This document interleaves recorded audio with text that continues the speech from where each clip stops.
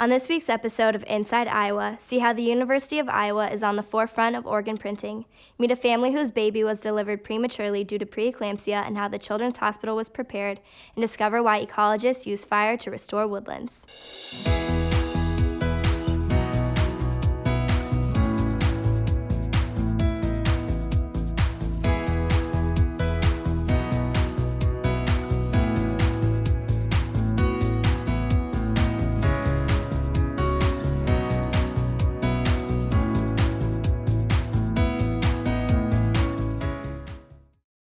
Hi, I'm Haley McMiniman, and you're watching Inside Iowa, your destination for everything you need to know about the University of Iowa. The University of Iowa Mechanical and Industrial Engineering Department is working on organ printing, where they use a 3D printer to print living structures with bio-ink. The goal is to eventually print a working organ that can be transplanted into a human. On the University of Iowa campus, tucked away in the Mechanical and Industrial Engineering Department, machines and robotic arms whir and hum, busy printing. A 3D printer is at work, but it's not printing models, specs, or engineering parts. It's busy printing organs. It's not a mad scientist lair, but rather an engineering lab, exploring the possibility of tissue engineering. In the biomanufacturing laboratory, our focus is to manufacture, fabricate the tissue or organ replacement parts. So one of the exciting research in our laboratory is to fabricate a living organ in the very near future. Printing body parts may sound a lot like science fiction, but it's possible, and it begins with the printer, which is a lot like a traditional desktop printer or a 3D printer, and it all starts with the ink. With the bioprinting process, we replace ink, traditional ink, with the bio-ink, which is the solution made of biomaterials and cells, living cells. And then we print them in 3D. Tissue engineering is in its infancy, but the ultimate goal is to print an organ that is compatible with the human body and can be transplanted into a patient who needs it. If, say, the organ is diseased or damaged, or there is cancer with the organ, if the organ fails, then the patient needs to wait years to get an organ, a donor. So this is a very long time. Sometimes the patients cannot able to survive in that period of time. So in order to save lives, you definitely need to manufacture organs that can be transplanted and saves lives. The goal in this lab is to fabricate or print the portion of the pancreas that is responsible for insulin production in an effort to overcome diabetes. But printing an organ or any cellular structure greater than 1 centimeter is a very difficult task, which is why the first step is to create something that mimics blood vessels. Fabricating something that has a thickness greater than 1 centimeter is very challenging because the cells inside the bio-ink or the created structure cannot able to survive. They cannot able to get nutrients, enough nutrients, growth factors, and oxygen.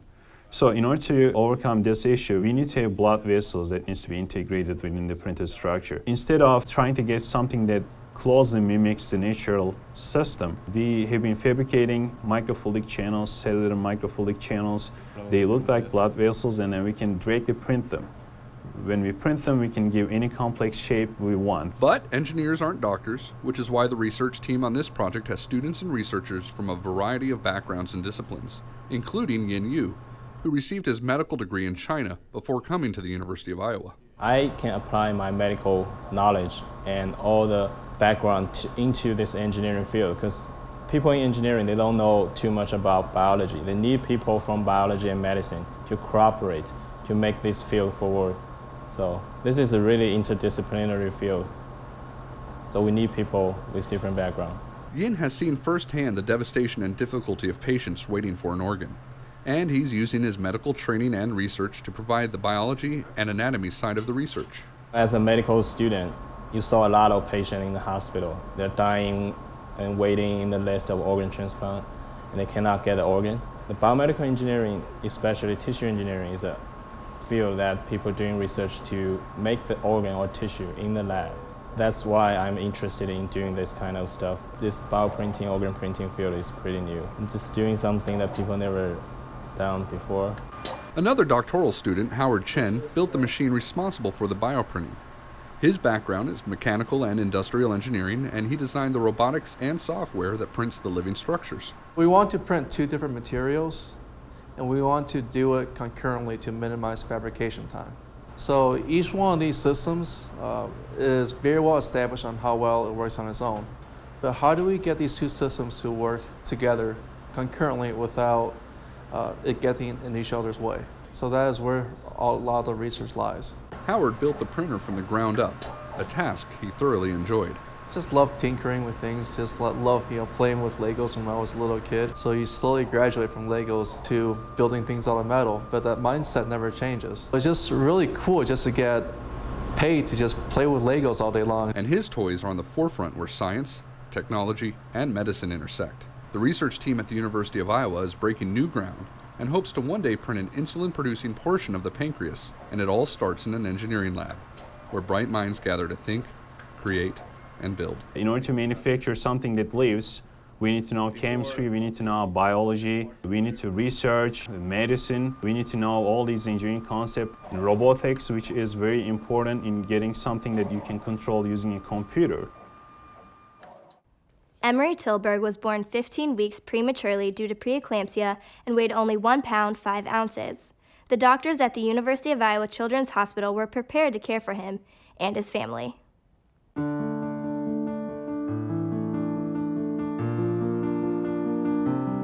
Emory was born 15 weeks early. I had developed a condition called preeclampsia. You can go into seizures and organ failure and death if it's not treated. And the only known cure for preeclampsia right now is delivery. There is no other cure. I still didn't realize how bad it was until they finally said you could lose your wife and your child in an instant.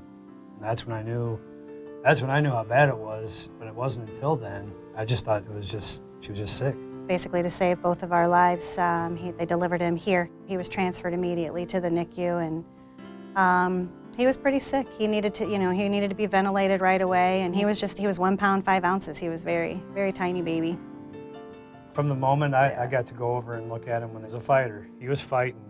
He was fighting everything. He definitely wanted to be here, and that's something throughout his whole stay. He fought. Yeah. He fought them. Kicked and fought everything. He was a little fighter. Yeah. What was really unique is that, his lungs just took a really long time to optimize. Emory developed what's known as severe lung disease, or bronchopulmonary dysplasia. And to help him with that, he was on oxygen for a very long time, on different respirators for a very long time, needed lots of medication. And he developed a kidney stone, which is a very rare event to happen in a neonatal intensive care unit. And this did require emergency surgery, which Emory did very well with. The surgeon said that they had to give him time to try to pass it on his own, and so they gave him about 6 weeks, and then the surgeon took him into surgery, and the surgery was a big deal. The doctor actually came and found us later. We went down to the cafeteria, and he came and found us, and he said, "I just want you to know everything's fine." So I thought that was kind of above and beyond. And then that's actually when he started getting better. His little personality was starting to come out again. And just a total flip-flop.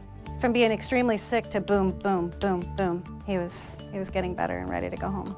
I always felt that he was in the best care possible. That's how they made you feel. You will want for nothing and you will worry for nothing. I just wanted a child to have a normal life, and that's what he's got. To me, UI Children's Hospital stands for exceptional care, above and beyond. Well, to all the doctors and nurses at UI Children's Hospital, what do you say? We've never been able to have another child. And so what do you say to the people that gave you the one true gift of life?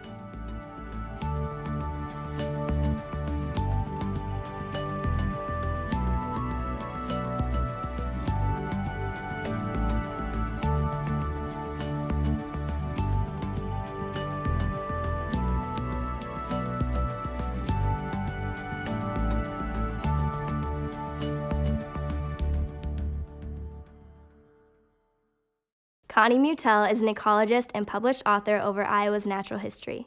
She purposefully burned 5 acres of her property in an effort to reestablish the woodlands around her home. This ancient technique is meant to restore and encourage new growth in the area.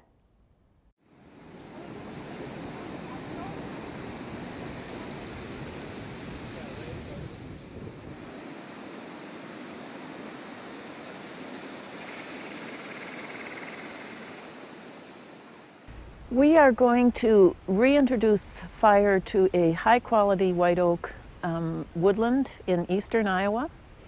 And this woodland is the kind of woodland that we had throughout the eastern part of the state, probably at least 5,000 years, maybe closer to 10,000 years. What happened is in the last couple hundred years, since we've had farming taking over in Iowa, we've had the suppression of fire so that farmers could operate successfully in the state. And that meant that the woodlands started to degrade because these oak woodlands burned just the way our prairies burned originally. So we're reintroducing fire, we're reintroducing an ancient process that was necessary for the maintenance of biodiversity. And it's sort of, I think of it as letting the woodland rewrite its operating instructions. I'm excited, I'm fearful. This is a big deal to me. This is something I always said to my family that before I die, I want to see this whole woods burned regularly. And this is the first step in doing that. I've done patchy burns for, golly, over 10 years in the woods, but I just haven't had the skill and the courage to do a whole chunk. So we own about 18 acres here. Today we're going to burn 5 of those 18 acres, almost a third.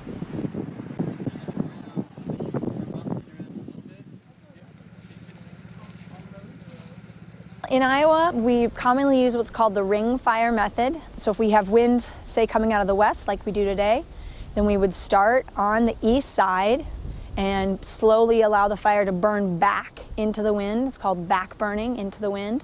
And we would light a line of fire along this east side, which is actually where we're standing right now, working our way north and south, and then taking the fire down the north and south flanks until we would get to the western side, and then we would allow the wind to force the fire into the areas that we'd already burned.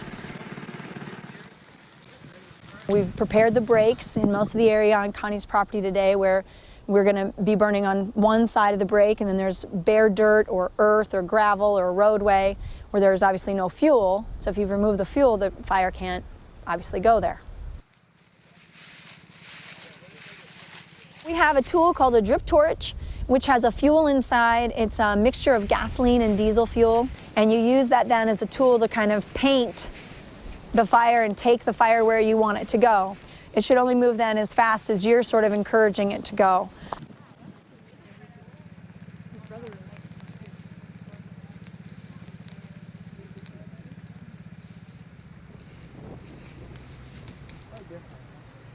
I wouldn't try this at home, especially if you've never done anything like it before. I would strongly encourage you, if you're thinking about burning, to go, find someone in your local area that would be doing this sort of thing. Try to join in on their events and their burns before you would ever try it by yourself. There's a lot of good information on the internet, and I know a lot of people that learn by the internet and kind of use that as their guide. But the practical experience in the field is totally different than what you can read about.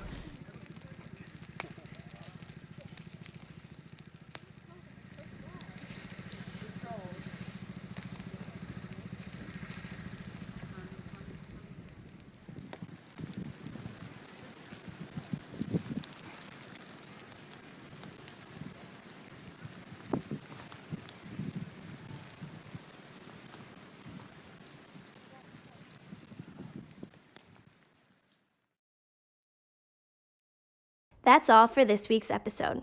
Come back again and see how the University of Iowa is making an impact across the area. For Inside Iowa, I'm Haley McMiniman. Thanks for watching.